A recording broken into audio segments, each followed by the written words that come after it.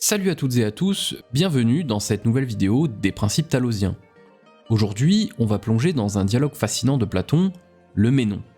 Ce texte pose deux grandes questions philosophiques, ainsi qu'une troisième question qui découle directement de la seconde. Qu'est-ce que la vertu et peut-on enseigner la vertu?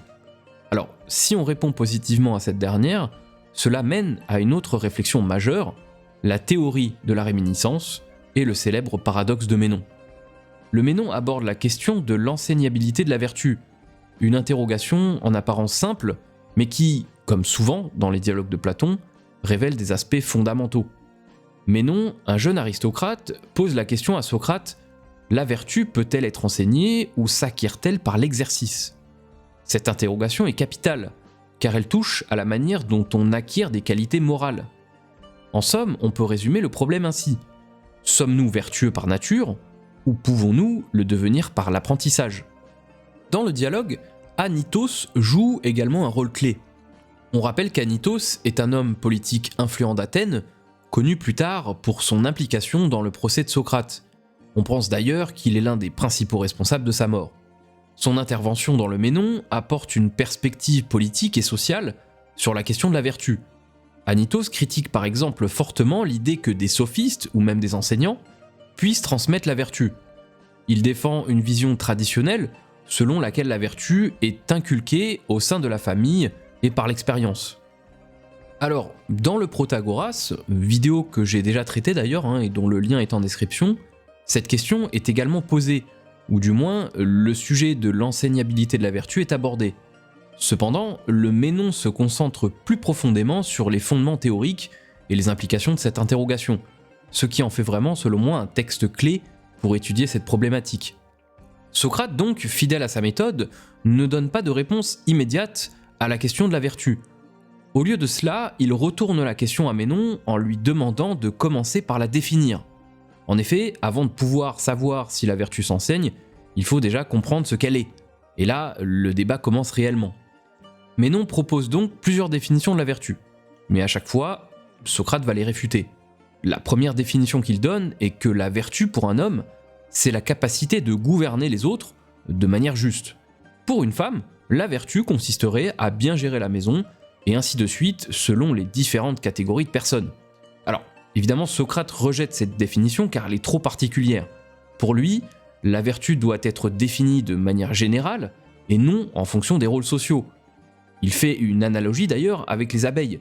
Bien qu'il existe différentes abeilles, elles partagent toutes une nature commune. De la même manière, il doit exister une essence de la vertu qui s'applique à tous, peu importe la personne ou la situation. Ménon définit ensuite la vertu comme étant la justice. Mais Socrate réfute également assez facilement cette définition en montrant que si la vertu est la justice, alors d'autres notions comme le courage, la tempérance ou la prudence ne sont plus des vertus, ce qui est totalement absurde. Face aux critiques de Socrate, Ménon finit par poser une question qui va bouleverser la discussion.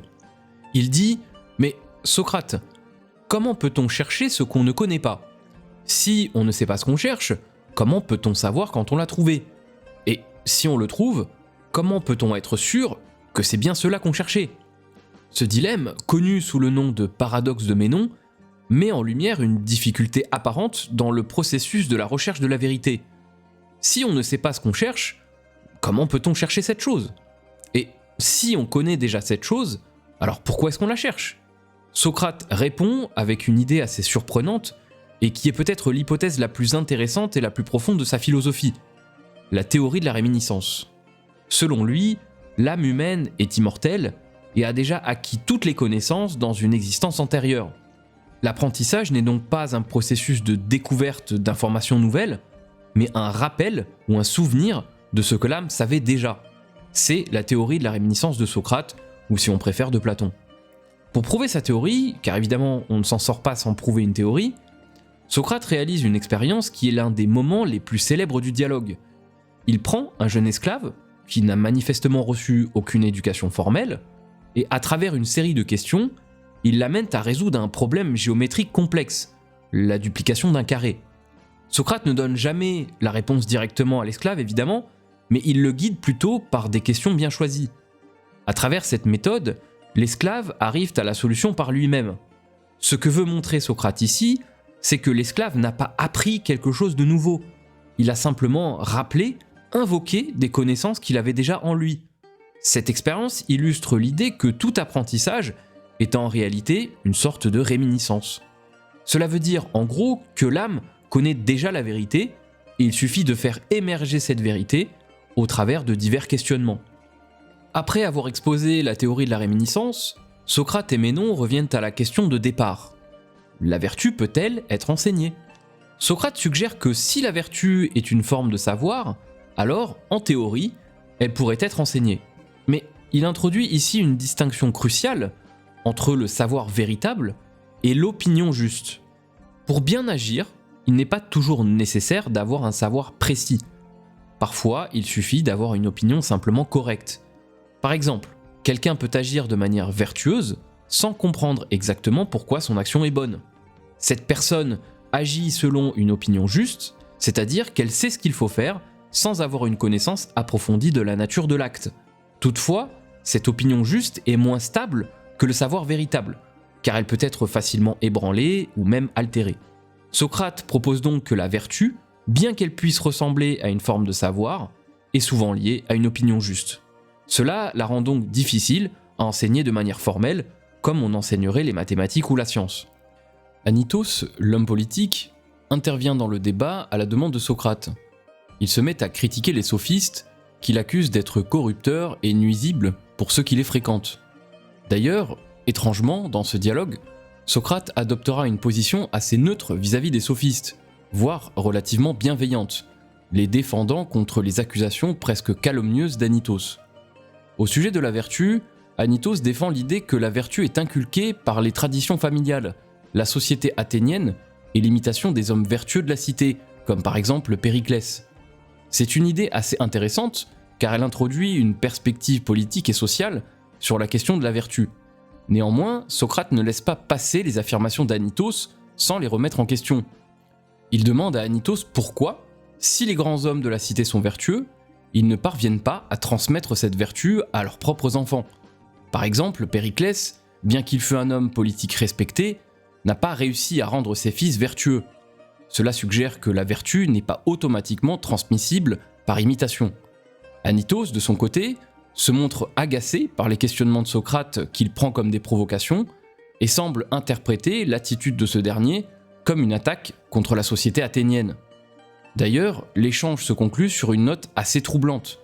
Socrate prévient Anytos que son rejet du questionnement philosophique pourrait avoir des conséquences désastreuses. Ce passage est particulièrement frappant car il anticipe le rôle qu'Anytos jouera dans le procès et la condamnation de Socrate quelques années plus tard. Le dialogue se termine, j'ai envie de dire comme souvent, sans réponse définitive. Socrate ne propose pas de solution finale. On ne sait toujours pas si la vertu peut être enseignée, mais ce que nous avons appris, c'est que la vertu est un concept extrêmement complexe qui ne peut pas être réduit à une simple définition. Ce type de fin aporétique, où aucune réponse claire n'est donnée, est typique des dialogues de Platon, nous en verrons d'ailleurs plusieurs autres. L'idée, en fait, derrière cela, c'est de laisser les lecteurs réfléchir par eux-mêmes. Platon nous incite, en fait, à continuer la recherche, à remettre en question nos propres idées et à ne jamais nous satisfaire de réponses trop simplistes. Quant à mon avis sur cet ouvrage, je me dis que plus le temps passe après sa lecture, et plus j'ai l'impression qu'il monte dans mon estime. En effet, le Ménon de Platon nous présente un questionnement très profond sur la nature de la vertu et sur l'acquisition du savoir. Un questionnement qui, au final, semble encore plus intense que celui du Protagoras. À travers des concepts comme la réminiscence et l'opinion juste, Platon nous invite à repenser notre manière d'apprendre et de comprendre le monde. Au final, le savoir n'est peut-être pas une simple accumulation de faits, mais un retour à une connaissance plus profonde, déjà présente à l'intérieur de nous. Si vous avez des questions, n'hésitez pas à les poser dans les commentaires. Si vous avez aimé cette vidéo, pensez à laisser un pouce bleu et abonnez-vous pour ne pas manquer la suite de cette playlist. A bientôt dans la prochaine vidéo de résumé d'ouvrages philosophiques. Allez, tchuss!